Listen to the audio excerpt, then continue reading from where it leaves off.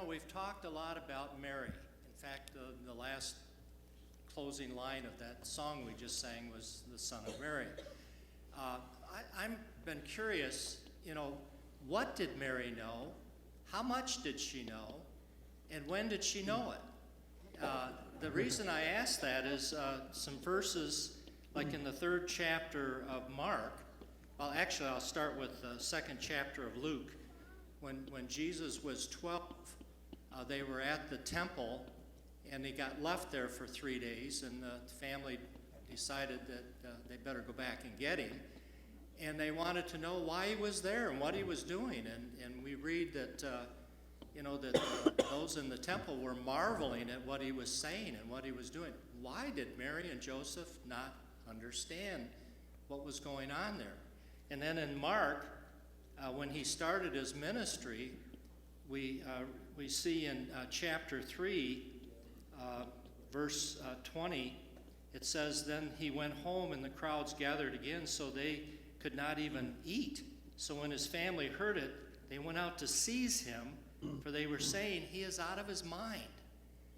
Now, I've just been curious, wouldn't Mary have known, who her son was? And if not, why not? And when did she know what she, and how much did she know? Very good question, especially when you think about that there are groups that attribute to Mary right now omniscience and omnipresence. She knows where everybody is, and they can pray to Mother Mary, yet she never exhibited any of those characteristics on earth, which is really interesting. But that is a good question. What, how much, and when did Mary know? And it truly, just the short answer before we look at all these passages, it seems it unfolded with her too. I mean, she just was awestruck that she was going to get in on this, and God told her, and she said, "Great." But she did not comprehend. I mean, to understand the incarnation, still, we're trying to understand it, theologically speaking, how Jesus Christ could be all God and be talking to God, and that the Spirit of God, even the Trinity is very challenging to consider. So for Mary, I think she did pretty well, but it appears there's this unfolding. And what we looked at this morning, those 10 big events, they were just kind of being carried along with it. By the time you get to Luke 2 in the temple, obviously they didn't understand that Jesus Christ was headed for this teaching ministry. In fact, none of his brothers believed. That's what Mark 3 goes on to say, that none of his brothers believed. They mocked him. And by the time we get to John 7, if Norm would have added that, they said, "Hey, you're going to show off or do something at the feast?" And he said, "No, I'm not." And they were total unbelievers, as 1 Corinthians 15 says, until after the resurrection.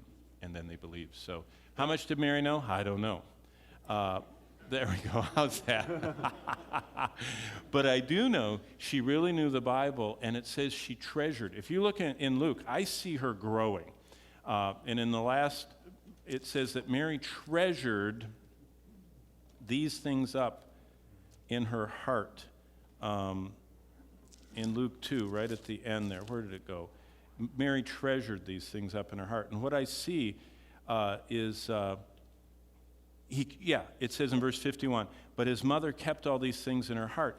And I really think she connected it all, Norm, when she stood at the cross. And you remember it said, "A sword will pierce through your heart too." And she was looking up at Christ, and I think that's what that Passion of the Christ. Did you notice the movie that that guy made a few years back about the crucifixion?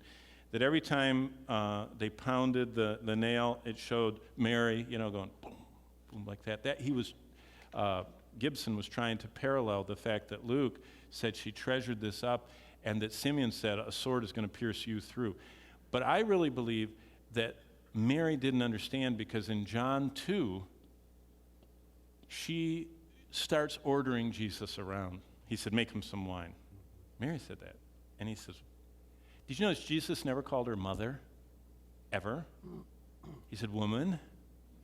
That was putting her in her place. 'Woman, what are you asking me to do?'" And I really think, Norm's question is good, I think Mary grew spiritually. She was saved, but she needed to understand. She wasn't perfect, and she grew. until, and if you know anything about church tradition, after the cross, John did take her to Ephesus. And she was in the biggest church of the ancient world with John the Beloved as the pastor. He followed after Timothy was martyred. John the Apostle pastored that church. And I think Mary grew and probably looked back and says, I can't believe the Lord picked me to do what he picked me to do. And what a blessing. But I don't think she knew very much, and I don't think she understood at the beginning what she was getting into.